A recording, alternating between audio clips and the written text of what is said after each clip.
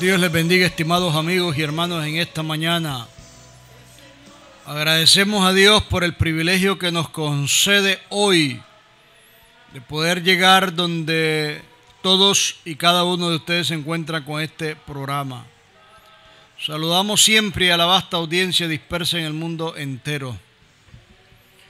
Paso a la palabra del Señor en el libro de los Jueces, capítulo 21, versículo 25. En estos días no había rey en Israel, cada uno hacía lo que bien le parecía. Amado Dios, en el nombre de Jesucristo en esta mañana, yo ruego ante el trono de tu gracia que tú me ayudes con la exposición del mensaje de tu bendita y santa palabra, mensaje vivo del Dios del cielo. Te ruego, Dios, que tú permitas que de acuerdo a la necesidad de cada uno de los oyentes tú hables, edifiques, consueles, exhorte a cada vida. Yo reconozco que sin tu ayuda yo no puedo hacer absolutamente nada. Por los méritos de Jesús te lo ruego una vez más. Dios amado, amén y amén. El título de la reflexión esta mañana es El pecado de la rebeldía. Terminamos el libro de Josué, que es un libro de obediencia. Un libro en el cual el pueblo entra a la tierra prometida, el libro de Josué. Pero inmediatamente pasamos al libro de los Jueces, un libro de 21 capítulos y que presenta el periodo más sombrío y oscuro de la rebeldía de un pueblo contra Dios. El nombre que lleva de jueces se refiere al nombre de los jueces que Dios designó y de un juez por ahí que él mismo se puso. Líderes que Dios estableció para preservar, salvaguardar al pueblo del ataque del enemigo. 12 de estos jueces se levantaron por Dios. Después vinieron 2 jueces más que guiaron y gobernaron al pueblo, en los cuales fueron Elí y luego Samuel, para completar 14 jueces, que ya lo encontramos en el primer libro de Samuel. Aproximadamente un periodo de 350 años cubre la historia de este libro, hasta que luego entramos a la monarquía cuando Dios elige a Saúl y luego a David. Encontramos de que es una tristeza cómo termina el libro. En el texto que leímos, no había rey en Israel y cada quien hacía lo que a cada quien le parecía. En el libro de los Jueces encontramos un pueblo desobediente, rebelde, idólatra, un pueblo derrotado. Y hace remembranza a los últimos días del libro de Josué, de la muerte de Josué, y después de las conquistas. Y tristes, lamentablemente, aparecen palabras y frases que luego tampoco pudieron echar a los enemigos. Y entramos en un periodo cíclico, valga la redundancia, en donde el pueblo manifestaba una conducta siempre en rebeldía contra Dios. Una consecuencia, Israel deja a Dios por adorar ídolos, Dios lo disciplina, los quebranta, levanta a adversarios, enemigos que opriman al pueblo por un periodo de tiempo. Israel se arrepiente, luego ruega por su liberación y Dios pone un juez libertador para que le ayude a salir adelante. Héroes militares o jueces civiles. Triste y lamentable el periodo. Declive del pueblo en lo moral, en lo espiritual, en lo religioso. Primero, no echaron a los enemigos cananeos que Dios les dio la orden. Entraron a la idolatría, a adorar a esos dioses paganos. hicieron alianza en matrimonio con los impíos, no obedecieron a los jueces y por último dejaron a Dios después de la muerte de los jueces. En el libro de Jueces capítulo 2 versículo 11 en adelante voy a leer un precioso pasaje. Después que los hijos de Israel hicieron lo malo ante los ojos de Jehová y sirvieron a los Baales, dejaron a Jehová, el Dios de sus padres, que lo había sacado de la tierra de Egipto, y se fueron tras otros dioses, los dioses de los pueblos que estaban en su alrededor, a los cuales adoraron y provocaron a ir a Jehová. No hay cosa más terrible a los ojos de Dios que la rebeldía a su palabra. Y dejaron a Jehová, la palabra se repite, y adoraron a Baal y a Astarot, y se encendió contra Israel el furor de Jehová, el cual los entregó. Quiere decir que Dios tiene el control del mundo entero. Dios los entregó en manos de robadores que los despojaron y los vendió en manos de su enemigo de alrededor, y no pudieron ya hacer frente a su enemigo. Por donde quiera que salían, la mano de Jehová estaba contra ellos para mal. Quiere decir que si alguien está mal con Dios, lo que va a encontrar es que la mano de Dios esté en contra de esa persona. Como Jehová había dicho y como Jehová se lo había jurado, y tuvieron gran aflicción. Jehová levantó jueces que lo librasen de mano de los que los despojaban, pero tampoco oyeron a sus jueces, sino que fueron tras dioses ajenos, los cuales adoraron, se apartaron pronto del camino en que anduvieron sus padres, obedeciendo a los mandamientos de Jehová. Ellos no hicieron así. Cuando Jehová le levantaba jueces, Jehová estaba con el juez y lo libraba en mano de los enemigos todo el tiempo de aquel juez. Porque Jehová era movido a misericordia por su gemido a causa de los que lo oprimían y afligían. Mas acontecía que al morir el juez, ellos volvían atrás y se corrompían más que sus padres, siguiendo a dioses ajenos para servirle, inclinándose ante ellos, no se apartaban de su obra ni su obstinado camino. Y la ira de Jehová se encendió contra Israel y dijo: por cuanto este pueblo traspasa mi pacto que ordené a sus padres y no obedece a mi voz, entonces yo volveré más a arrojar, tampoco yo volveré más a arrojar delante de ellos a ninguna de las naciones que dejó Josué cuando murió, para probar con ella a Israel si procurarían a no seguir el camino de Jehová andando en él, como lo siguieron sus padres. Por esto dejó Jehová aquellas naciones sin arrojarlas de una vez y no las entregó en manos de Josué. Estimado amigo y hermano, en esta mañana, tu decisión de seguir a Dios dependerá de la dependerá posteriormente de que si recibes o cosechas una bendición de parte de Dios o un quebrantamiento. Personas que se han apartado de Dios y Dios les ha hablado desde hace mucho tiempo para que regresen a sus caminos y la piensan. Un día sirvieron en los caminos de Dios, un día estuvieron alabando a Dios, salmistas que alababan y adoraban al Señor en el santuario. Hubo un problema en la iglesia, se molestaron y se fueron. Triste y lamentable, quiero platicar sobre esta realidad. En esta iglesia había un salmista precioso que cantaba y adoraba al Señor. Un joven que amaba a Dios con un amor muy especial y que un día ahorró de su dinero y compró un piano muy caro, de mucho dinero, un piano profesional que no cualquier iglesia puede tener, un piano carísimo. Él lo compró y tocaba al Señor, pero un día me dijo que quería tocar más arriba donde estaba. Y yo le dije que no, que estaba bien donde estaba tocando. Se molestó conmigo por la respuesta que le di. Se fue de la iglesia enojado, bravo. Se llevó su piano y nunca más volvió a tocar para Dios. Se descarrió, se apartó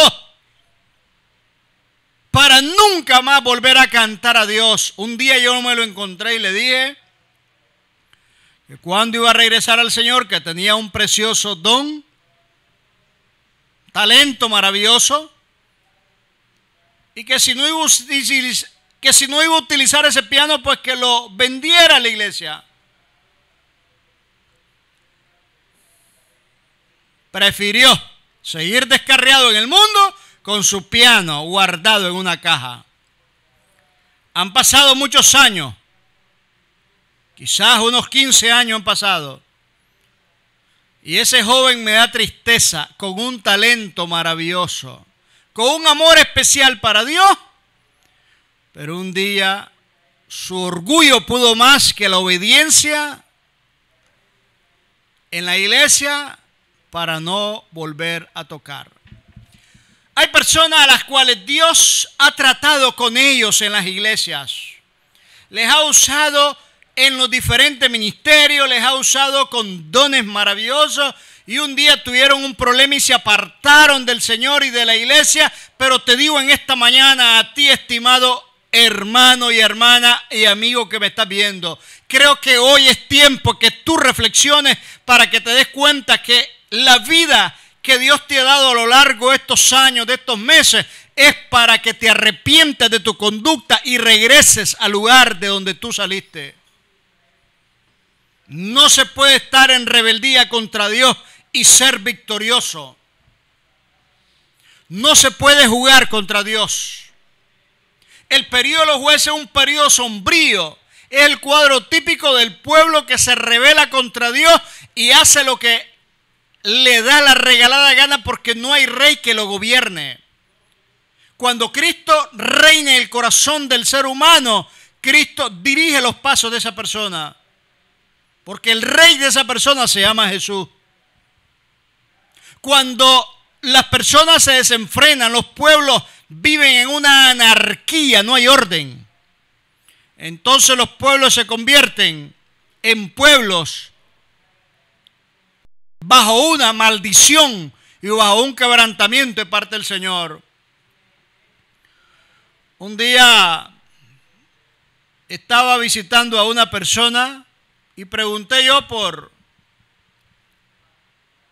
unos hermanos, y me hicieron la mención de una iglesia que había cerca donde ellos, en donde los jóvenes se levantaron un día en rebeldía y corrieron al pastor. No les gustó la manera como el pastor estaba dirigiendo la iglesia, administrando los bienes del Señor, y los jóvenes, que son un poquito enérgicos y muy activos, se aliaron entre todos ellos en la iglesia y dijeron: pastor, ya usted salga de aquí, que ahora nosotros como jóvenes nos vamos a hacer cargo de la iglesia. Lo corrieron, y pregunté por esa iglesia y me dijeron hace unos días: no hay pastor, los jóvenes son los que dirigen la iglesia. Es increíble el grado de rebeldía y anarquía. No estoy hablando que los jóvenes son rebeldes, estoy poniendo el comentario de una iglesia en la cual cerca vive de una persona a la cual fui a visitar, y me hicieron comentario: cuando hay anarquía en un lugar es un desorden total. ¿Qué Dios va a estar ahí? Pregunto yo. ¿Quién va a dirigir esa iglesia con un desorden total y completo? Cada quien hace lo que le da la regalada gana.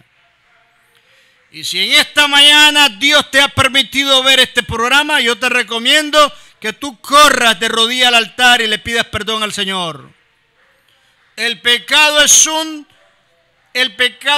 aguijón que te quebranta y no te deja tranquilo ni en paz. Dice Proverbio 28:1: huye el impío sin que nadie lo persiga. La persona anda huyendo, pero huyendo de Dios. El pueblo de Israel enfrenta un periodo sombrío, un periodo en donde se muestran los actos violentos de los hombres en contra de los compatriotas o enemigos, en contra de su enemigo, en contra de los mismos compatriotas, aprobados por Dios o desaprobados por Dios. La presencia de líderes que Dios puso que en ocasiones hacían la voluntad de Dios y en otras ocasiones hacían su propia voluntad, su propio impulso pecaminoso. Presenta también el cuadro de cómo pedir dirección y conocer la voluntad de Dios, a pesar de la difícil situación que se pueda estar viviendo. Encontramos el primer juez designado por Dios, llamado Otoniel, hijo de Sená, hermano de Caleb, que había luchado contra los opresores de Mesopotamia, cuyo rey era Cusán-Risataín. 8 años habían sido oprimidos por ese rey, pero Dios les dio paz y descanso al pueblo después que se humillaron y pidieron perdón. Luego encontramos a Og, hijo de Gera, que se revela contra el rey de Moab, Eglón, contra los amonitas y amalecitas. Habían sido oprimidos 18 años y el pueblo tuvo paz y tranquilidad aproximadamente 80 años. Luego encontramos a Sangar, hijo de Anat. Se revela contra los filisteos, un juez que Dios designa por un tiempo determinado que la Biblia no nos dice el tiempo.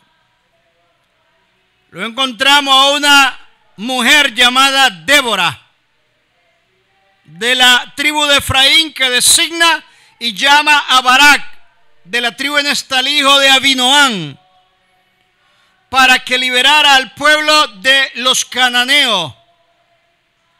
Había un rey llamado Yabín y había un general del ejército llamado Sísara, que era el capitán del ejército. Lo habían oprimido 20 años. El pueblo reposa 40 años porque la victoria Dios se la da al pueblo. Y una mujer llamada Jael,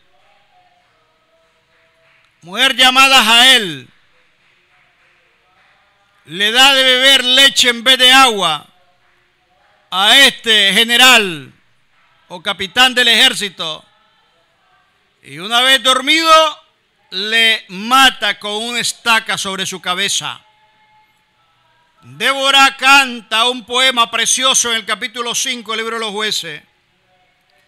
Luego encontramos un Gedeón de la tribu de Manasés, hijo de Joás, Abieserita, también llamado Jeroboam porque su padre era un sacerdote de Baal. Se rebela contra Madián y Amalek, pueblos del oriente. Habían sido oprimidos 7 años y Dios les da paz por 40 años, pero me llama la atención que Gedeón es llamado por Dios varón esforzado y valiente, le dice el ángel de Jehová, y todavía manifiesta una duda increíble de su llamamiento. Pide una señal, pide otra señal y luego tiene temor, duda e incertidumbre del llamamiento. ¿Cuántos creyentes hay hoy en día de los cuales Dios le ha llamado a un ministerio, a una labor en la obra y están siempre con duda de su llamamiento? Y Dios usa a los impíos en algunas ocasiones. Dios usa a los impíos cuando el pueblo no está dispuesto a creer. Dios usa a los impíos para hablarle a los cristianos. Le dice Dios a Gedeón y a su criado Fura: desciendan al campamento de Madián una noche. Un madianita le está diciendo al otro: tuve un sueño y soñé que una gran cebada venía y arrasaba el campamento. Y le dice el otro, interpretando el sueño: ese no es más que la espada de Gedeón que viene contra nosotros. Gedeón y su criado escuchan el sueño y la interpretación, se levantan y se retiran, reconociendo que era Dios que les había hablado y que Dios ya les había dado la victoria. De 32,000 personas, Dios le rebaja el ejército a 300 soldados. ¿Cuántas veces Dios tiene que insistir para que aquellos a quienes Él ha llamado obedezcan ese llamamiento? Es triste y lamentable. Pero algunos están pidiendo y poniendo señales por acá, señales por allá, Señor, si tú no conviertes a esta mujer, yo no salgo a predicar. Si tú no me das todo el dinero que necesito para el mes, yo no salgo a predicar. Señor, si tú no me... Siempre están condicionando a Dios. A Dios no se le debe ni se le puede condicionar, porque Él hace lo que Él quiere. Los llamamientos y los dones son irrevocables. Y Él tiene misericordia de quien Él quiere tener misericordia. Cuando se revela ante Moisés, y Moisés no mira el rostro de Jehová, sino que mira las espaldas, Jehová pasa y dice: Jehová, tardo para la ira y grande en misericordia. Jehová, Jehová, Jehová. La Shekinah de Dios pasa revelándose frente a Moisés escondido detrás de una peña y que mira las espaldas de Jehová. Pero al final dice la frase: no tendrá por inocente al culpable. Dios es un Dios de amor, de bondad y misericordia, pero es un Dios de justicia. Dios te llama, Dios te ama, pero Dios tiene un momento determinado de decir: hasta aquí no más. Personas que están diciéndole a Dios que lo esperen hasta cuando a ellos les dé la regalada de gana, ya sea para arrepentirse, para ponerse a cuenta, ya sea para ir a la iglesia o para obedecer al llamamiento. Quiero decirte que eso es peligroso. Dios tiene su tiempo. Eclesiastés 3, todo tiene su tiempo. Y el tiempo de Dios llega a un momento determinado en el cual Él dice: hasta aquí no más. Se acabó la oportunidad para ese creyente descarriado. Se acabó esa oportunidad para aquel al cual Dios llamó al ministerio. Se acabó.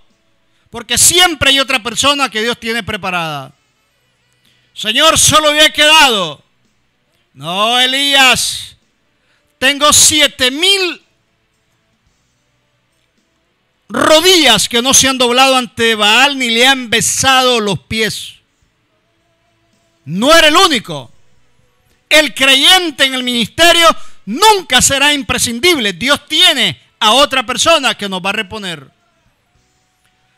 Así que dice Pablo: si predico el evangelio de buena gana, pues me recompensa tendré. Pero hay uno que predica a Cristo por envidia, por vanagloria, por contienda. Pero ay de mí, dice Pablo, si yo no predico el evangelio. ¡Ay de mí! Es una necesidad impuesta sobre nuestros hombros. Tenemos la responsabilidad de hablar del evangelio de Jesús al pecador. Si el pecador quiere buscar al Señor antes que sea tarde, que lo haga. Si no, él enfrentará las consecuencias de su rechazo. Encontramos a un usurpador que Dios nunca designó, llamado Abimelech. Hubo una guerra civil, gobernó 3 años, era de Manasés, mató a 69 hijos de Edom que eran hermanos de él. Y solo sobrevivió uno, el menor, y que le tiró una maldición. Abimelech era hijo de Gedeón con una concubina.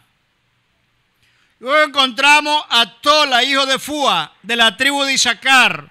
Juzgó a Israel 23 años. Jair, de Galat de Manasés, juzgó a Israel 22 años. Jefté, de Galat, Manasés, hijo de Galat, con una ramera. El pueblo está oprimido por 18 años por los amonitas filisteos. Vence al rey enemigo y gobierna 6 años. Su única hija fue dedicada en sacrificio por un voto apresurado o incorrecto que hizo Jefté. Hay algunos comentaristas que dicen que él no le mató, no le quitó la vida, sino que la ofreció a Jehová, pero virgen, para que nunca se casara. Probablemente sea esa una interpretación adecuada, apropiada, porque dice la Biblia que ella lloró su virginidad con sus amigas. En otras palabras, nunca se iba a casar.